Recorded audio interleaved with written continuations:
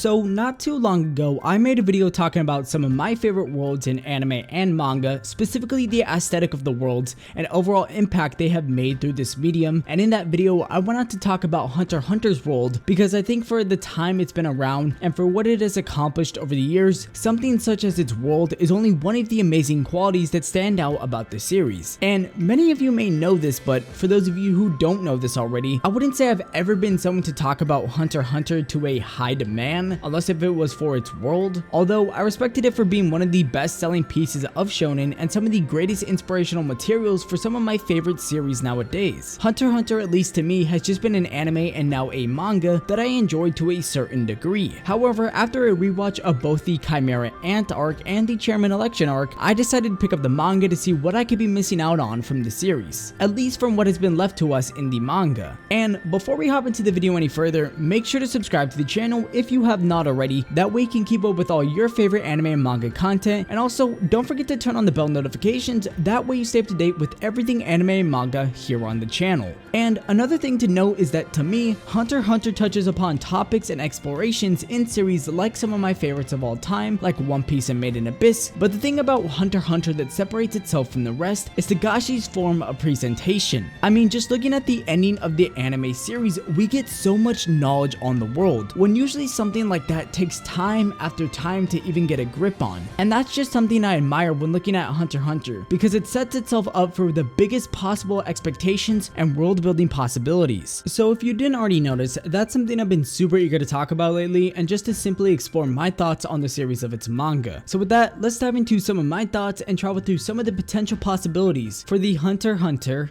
manga.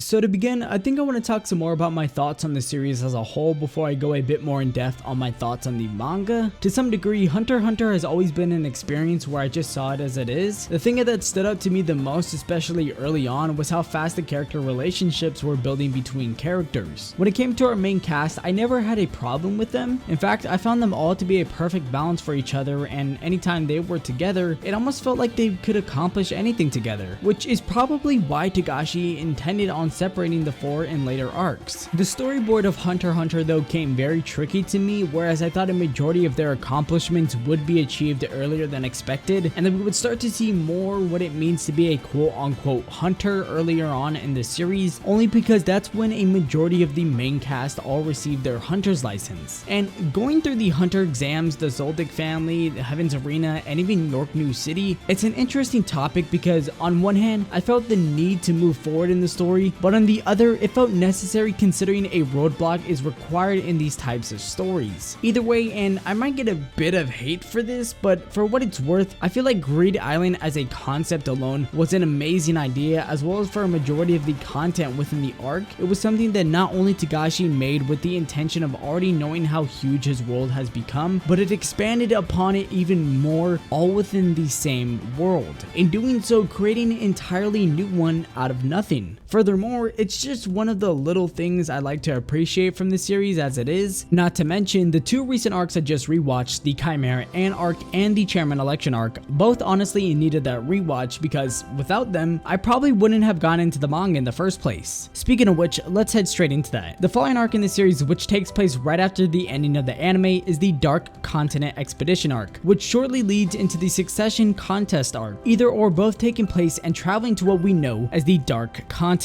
And depending on how I go about this, I might get sidetracked and just start rambling about the Dark Continent, but screw it, because I don't know what has me more hyped than the thought of this journey. The Dark Continent as we know it is the place that goes past our known world in Hunter x Hunter, that takes place beyond a stretch of sea past Lake Mobius, the area surrounding the continent we know so much about so far. And the Dark Continent is said to be the place where things such as magical beasts and great treasures reside in. So already that alone, at least to me that is something that holds so much excitement in as it stands. Something like this topic has been in the conversation for so many years, both in the series and out of it. Not to mention, if you didn't already know, but the Dark Continent is on layers way past the size of any known continent so far. I mean, just comparing it to a level of what the size we thought to be big from the mainland, it's above levels even unimaginable. Taking that into play, I believe there's just so much more to it than what Togashi has already given, so to speak. We know as it is, it would be even with multiple levels and multiple groups heading there, that once we do finally arrive, that there's going to be just so much more to explore on levels that don't even seem plausible. As for the Succession Contest arc, this is just something I primarily perceive as that gap between the first huge act of Hunter x Hunter, from when Gon started his journey to meeting his dad to now entering the Dark Continent. It sets up for a build up on certain characters to accomplish goals in mind, like Kurapika and the Zodiacs, as well as for Jing and Parasin's group in the outcome.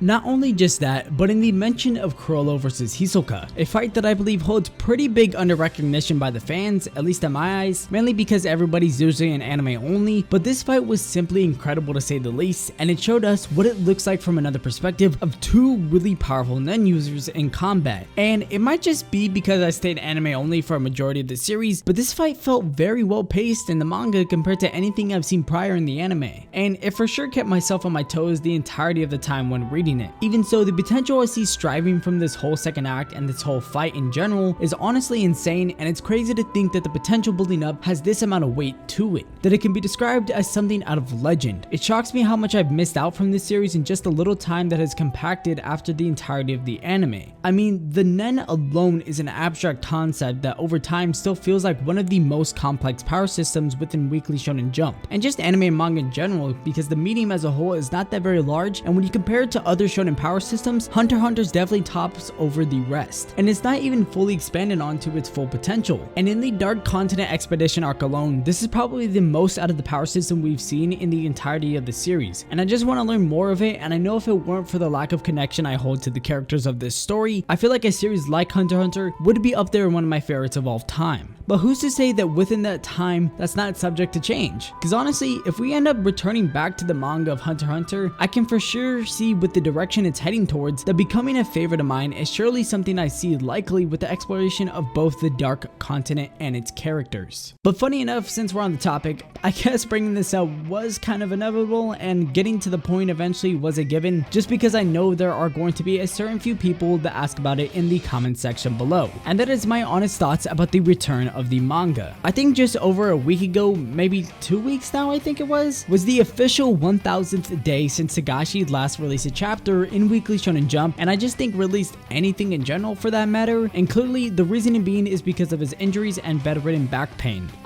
To be honest, it wasn't too long ago I made this cover for Hunter x Hunter over on Twitter as a joke, but I understand that some people took it the wrong way, and I apologize for that. It wasn't something I had ill intent for. I mean, making this type of video in the first place is hopefully reaching out to those people that felt that way, but Hunter x Hunter is something I do hope for it to be returning soon one day, and you know, I hope it's within the hands of Togashi, but I do have some faith it will return, maybe not soon, but hopefully one day. I mean, take a look back at Bleach. Nobody thought that was coming back, but you know, look at it now. Overall, I do hope that Togashi gets well and can come back, and one day once he feels the need to, but you know, if right now is not the time, then you know, right now is not the time. I don't mind waiting because it's going to take a lot of effort to fulfill at this potential within the manga of Hunter x Hunter. But with that, everyone, I think that about wraps it up. This has been Augie. As always, make sure if you enjoyed the video to leave a like and subscribe to the channel if you are new, and let me know what you think about either it be the manga and or the anime for Hunter x Hunter. Also, don't forget to turn on the bell notifications, that way you never miss out on another one of your favorite anime and manga videos. We also have a Discord in the link in the description box down below if any of you would like to join. And with that, everyone, my Twitter is @AnimeAugie, and I'll make sure to catch each and every single one of you guys in the next video. Peace.